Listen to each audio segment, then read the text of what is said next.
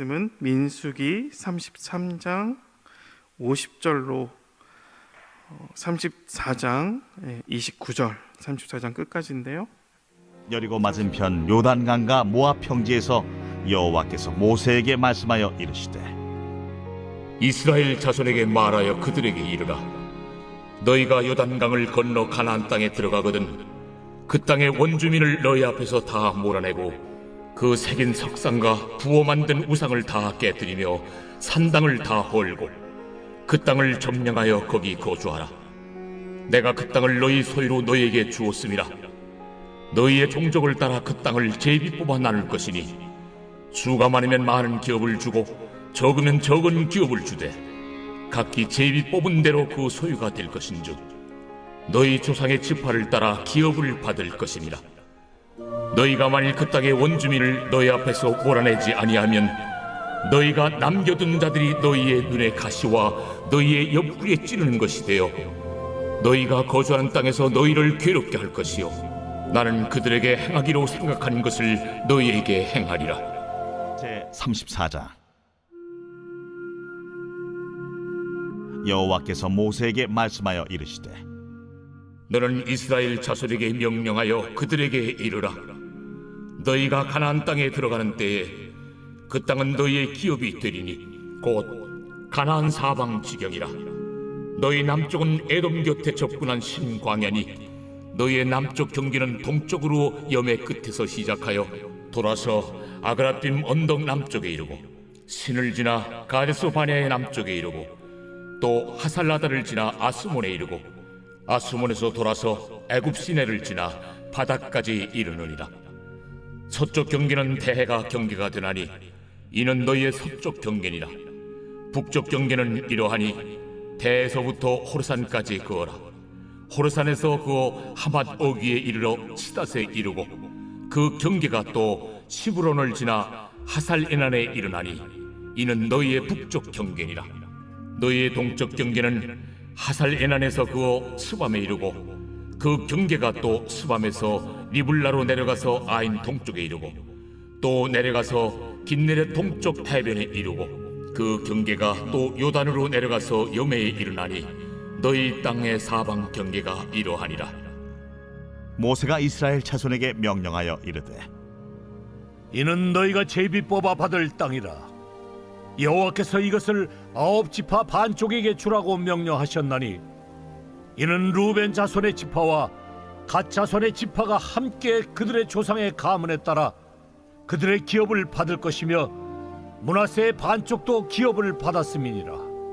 이 두 지파와 그 반지파는 여리고 맞은편 요단 건너편 곧 해돋는 쪽에서 그들의 기업을 받으리라. 여호와께서 또 모세에게 말씀하여 이르시되 너희에게 땅을 기업으로 나눌 자의 이름은 이러하니 제사장 엘르아살과 눈의 아들 여호수아니라. 너희는 또 기업의 땅을 나누기 위하여 각 지파의 한 지휘관씩 택하라. 그 사람들의 이름은 이러하니 유다 지파에서는 여분네 아들 갈렙이요 시몬 지파에서는 암미우스의 아들 수멜이요 베냐민 지파에서는 기슬론의 아들 엘리다시요 단 자손 지파에서는 지휘관 요굴리 아들 붓기요 요셉 자손 중 므낫세 자손 지파에서는 지휘관 에봇의 아들 한리엘이요 에브라임 자손 지파에서는 지휘관 십단의 아들 그무엘이요 스불론 자손 지파에서는 지휘관 바르나게 아들 엘리사반이요 이사갈 자손 지파에서는 지휘관 아산의 아들 발디엘이요 아셀 자손 지파에서는 지휘관 칠루미의 아들 아히우시요 납달리 자손 지파에서는 지휘관 암미우스의 아들 부다헬이니라. 이들이 여호와께서 명령하사 가나안 땅에서 이스라엘 자손에게 기업을 받게 하신 자들이니라. 아멘. 네.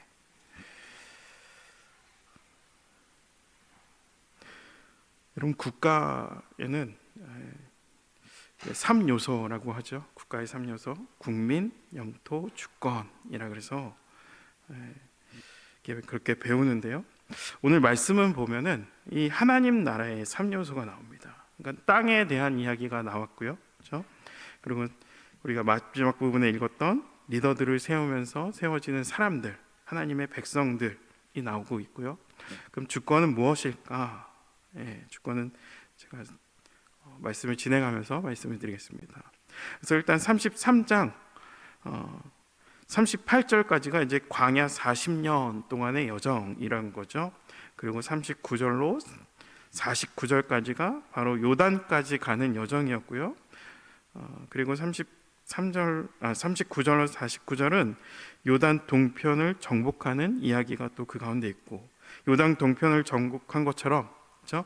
요단은 강을 건너서 가나안 땅에서 이스라엘이 그 땅을, 가나안 땅을 갖게 될 것을 알려주는 거죠. 그리고 50절부터는 이스라엘이 순종해야 될 말씀이 나오고 있습니다. 그다음 가나안 땅에 들어가서 해야 할 일이 나오고 있죠. 52절 53절에 딱 보면요, 너희는 직접 그 땅의 원주민을 다 몰아내라. 그렇죠? 새긴 우상과 부어 만든 우상을 다 깨트려 버려라. 산당들도 다 헐어버려라. 땅을 점령하여 그 땅에 거주해라 라고 52절 53절 가운데 나옵니다. 그리고 땅을 얻을 수 있는 원리가 54절에 나오는데요, 너희의 종족을 따라 그 땅을 제비 뽑아 나눌 것이니 수가 많으면 많은 기업을 주고 적으면 적은 기업을 주되 각기 제비 뽑은 대로 그 소유가 될 것인즉 너희 조상의 지파를 따라 기업을 받을 것이니라.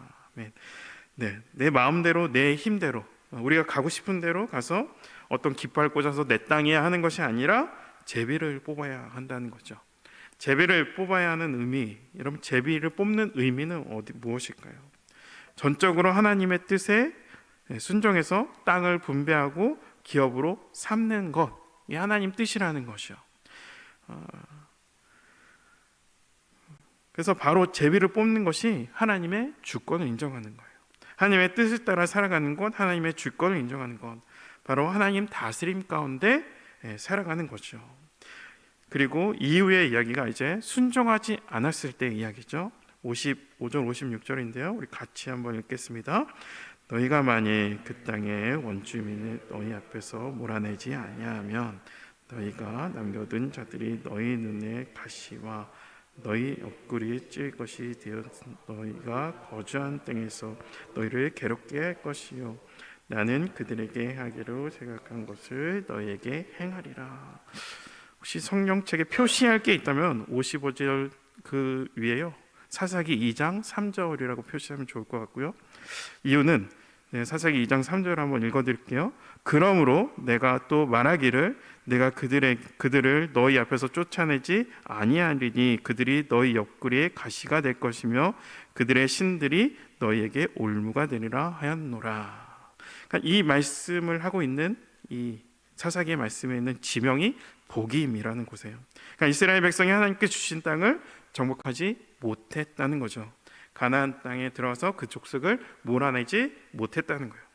이게 단지파 같은 경우는 아모리 족속에 의해서 오히려 산지로 쫓겨 올라가요. 그래서 이스라엘 백성이 가나안 땅을 정복하지 못하고 도리어 쫓겨나게 된 이유는 무엇인가? 바로 하나님 말씀에 순종하지 않았다는 거죠. 하나님의 주권을 인정하지 않았다는 거고요. 하나님의 다스림을 거절했다는 거예요.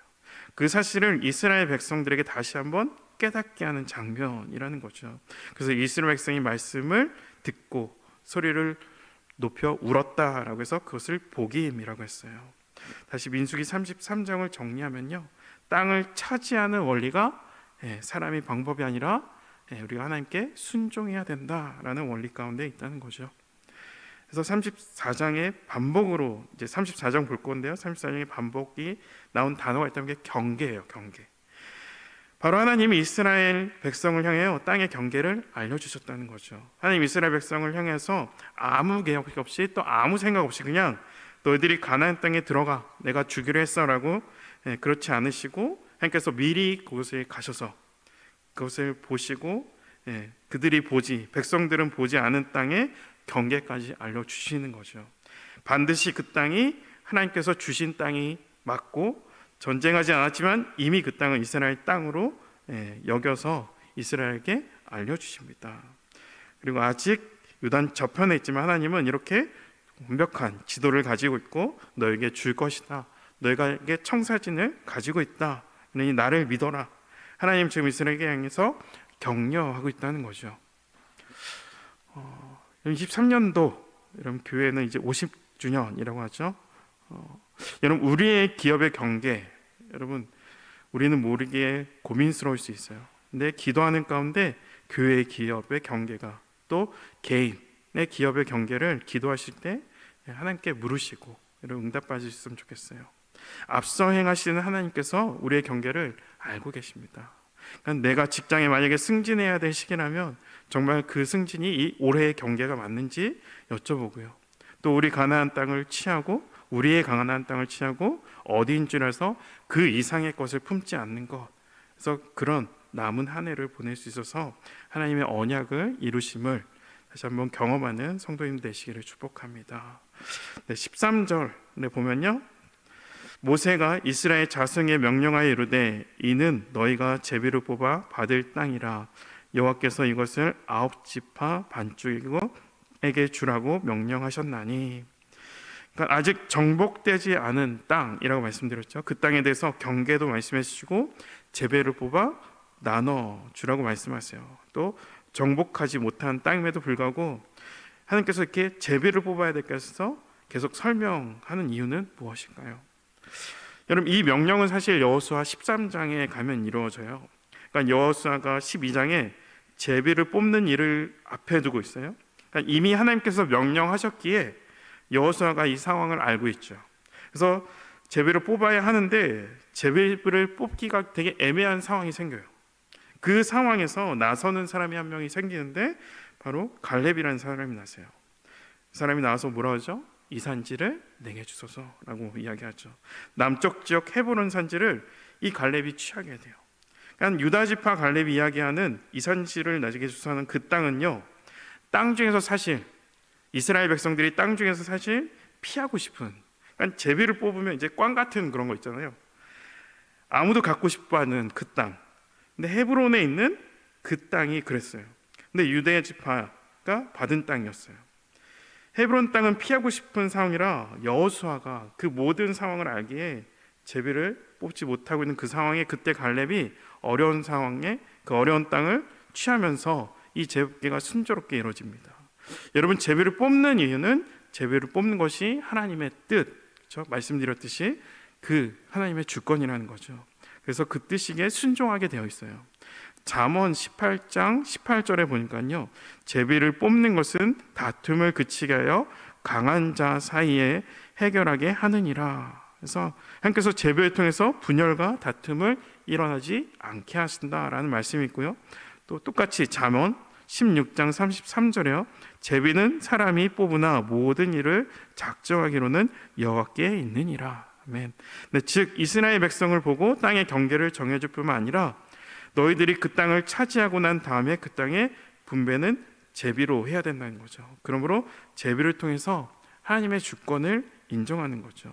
받은 땅이 크고 작고 평지고 산지고 뭐 해안가이고 뭐 원주민이 그 땅에 강하냐 적이냐 약하냐 이런 차이가 있을 수 있는데, 그런 차이의 사람들의 불평과 불만을 이야기할 수 있다는 거죠. 하지만 하나님께서 가장 좋은 것을 주시는 분이라는 것을 인정하면서 공평하신 하나님이 또한 늘 선하시는 분임을 기억해서 자신을 뽑아야 될 그 땅을 그냥 제비를 인정해야 된다는 거죠. 하나님의 뜻임을. 그러므로 이제 제비를 뽑아야 하는 사람들이 세워지죠. 18절인데요, 너희는 또 기업의 땅을 나누기 위하여 각 지파에 한 지휘관씩 택하라 라고 되어 있어요. 그러니까 19절부터 이제 10명의 새로운 지도자들의 이름이 기록됩니다. 그러니까 이름 중에는 새롭게 세워지지 않은 지도자들도 있죠. 특별히 갈렙이라는 사람이에요. 여러분 민수기의 족장 이름이 이렇게 리더를 세운 이게 3번 나오는데요. 처음 민수기 인구 조사할 때 한 번 나오고요. 그리고 이제 정탐꾼, 그렇죠? 정탐꾼 볼 때 한 번 나오고 바로 지금 이제 나오는 건데, 인구 조사 때 유다 지파의 리더는 갈렙이 아니었어요. 그러니까는 12명의 정탐꾼을 보낼 때부터, 그러니까 민수기 13장부터 유다 지파의 대표로 나옵니다. 그래서 갈렙을 보면 당연히 유다 지파의 리더인 것 같고 갈렙이 정말 1세대인 리더로 계속 리더가 갈렙이다라고 생각할 수 있는데 그가 드러나는 때는 13장 그리고 34장이라는 거죠. 그럼 갈렙은 어떤 사람인가 보니까 그나스의 사람 여분네 아들 갈렙이라고 되어 있어요. 그럼 그나스가 이제 지명인데 어디에 속했냐 보니까 에돔이라는 곳에 속했더라고요. 에돔은 에서 족속 땅의 그 지역이었죠. 그러니까 그나스도 한 지역에 에돔의 그 에서 족속의 땅의 한 지역에 그나스라는 또 지역이라는 거죠. 그러니까 여분네는 바로 에서의 후손이었다는 거예요. 그래서 갈렙은 에서의 후손이고 에돔 사람이라고 생각할 수 있는 거죠. 그래서 갈렙은 어떤 정상적인 유다 지파의 그렇죠. 우리가 흔히 말하는 뭐 성골이냐 진골 그런 사람인 줄 알았는데 갈렙은 유다 지파에 편입된 이방 사람이었다는 거예요. 그러니까 언급했듯이 여호수아가 땅을 분배할 때 갈렙이 이 산지를 예수할 수 있었던 것은 단순히 내가 광야서부터 쭉 살아서 남아서 유다 지파의 어른으로 나이가 많아서 그 땅을 달라고 한 것이 아니라 제비를 뽑을 수 있는 자격이 이미 주어졌다는 사람으로 그 사람이었기 때문에 나서서 이야기할 수 있었다는 거죠. 그래서 17절 보면요, 너희가 땅을 기업으로 나눌 자의 이름을 이러하니 제사장 엘르아살과 눈의 아들 여호수아니라. 그래서 땅을 기업으로 나눌 자의 이름이 엘르아살과 여호수아였다는 거죠. 여러분, 출애굽 광야 시대는 모세의 시대였어요. 하지만 가나안 땅에 살 때는 두 명의 지도자가 세워지는 거죠. 특별히 영적인 지도자 엘르아살, 그리고 이스라엘의 전체를 총괄하는 지도자의 역할로 여호수아가 세워집니다. 이 모세와 하나님이 결정하신 시대에서 이제는 엘르아살과 여호수아 함께 동역해야 하는 그런 시대라는 거죠. 또 그 밑으로 각 지파의 지휘관들이 막 세워지고 있어요. 세워진 지휘관들과 이제 하나님의 나라를 세워야 가야 함을 하나님께서 알려주고 있습니다. 여러분, 사람의 세워짐에 따라서 바로 하나님 나라가 세워지기 시작하는 거죠. 모세는 한 리더를 중심으로 움직이는 이스라엘 백성은 그 이스라엘 백성이었는데 이제는 더불어 함께 공동체를 세워가야 하는 상황이 된 거죠. 그럼에도 불구하고 언급된 많은 사람 중에서 우리가 기억하는 사람은 사실 갈렙 또는 여호수아, 사실 나머지 사람들은 어떤 일을 행하는지 우리가 잘 알지 못하죠. 29절에 보니까요, 이들이 여호와께 명령하사 가나안 땅에 이스라엘 자손에게 기업을 받게 하신 자들이니라. 이름도 잘 모르는 그런 사람들, 근데 그 시대에 세워진 사람들로 말미암아 이스라엘 백성에게 땅의 분배를 받게 하셨습니다. 이름도 모르고 잘 모르지만 이들은 하나님께서 한 시대 쓰임을 받았던 사람들이죠. 이들은 공동체의 복을 유통하고요, 공동체에 주어진 사명을 완성할 수 있게 쓰임 받은 자들이었어요. 그런 자들이라고 성경은 우리에게 오늘 말씀해 주고 있다는 거죠. 여러분, 교회 오늘 말씀 통해서요, 교회에 뭐 나이가 적고 많고 내가 어떤 경험을 했고, 그렇죠? 또 교회를 몇 년 다녔고 직분이 있고 없고보다 더 중요한 것이 하나님의 마음을 알아서 그 마음의 뜻을 알아 그 마음을 헤아려 하나님과 동역하고 협력하고 있느냐라는 거죠. 여러분, 이것을 잘 기억해서요, 또 남은 올해 우리의 삶 가운데 하나님의 세우심을 받고요, 하나님께서 쓰임 받아서 나와 내 주변에 또 가족과 또 많은 주변 사람들에게, 특별히 교회 식구들에게 저 하나님의 놀라운 역사를 이루게 만드는 여러분 그 일에 동참하여 그들 가운데 선한 영향력을 흘러보내시는, 특별히 하나님 나라를 세워가시는 아름다운 주인공들이 되시기를 축복합니다. 더하여 오늘도 그 하나님 나라에 세워가는 과정 중에 있음을 기억해서요, 오늘 이 하루도 하나님의 백성으로 성도로 살아내시기를 축복합니다. 기도하겠습니다. 하나님 아버지, 감사합니다. 하나님, 민수기 말씀을 통해서 하나님 나라가 세워져 가는 하나님의 일하심을 보게 됩니다. 땅을 약속하시고 그 땅에 경계를 주시고 또 주권으로 기업을 허락하시고 하나님의 사람을 세워가는 것을 보게 됩니다. 하나님, 남은 또 올해를 기억하며 주님께 다시 한번 우리 삶을 올려드리면서 마땅히 우리가 취해야 될 가나안이 있다면 그것을 취하는 교회가 되게 하시고, 하나님의 경계가 어디까지인 줄 알아서 그 이상의 것을 탐내지 않고 주신 것에 만족하고 누리고 그 가운데 하나님의 뜻을 따라 하나님 나라를 세워가는 이 땅의 성도 되게 하여 주시옵소서. 또한 그 가정 중에 오늘이란 이 한날도 그냥 허비되고 낭비되지 않게 하시고, 오늘도 하나님 나라의 백성이요 교회요 성도로 잘 살아낼 수 있도록 성령이 함께 하시고 우리를 인도하시고 지켜주시고 보호하여 주시옵소서. 감사드리며 예수 그리스도 이름으로 기도합니다. 아멘.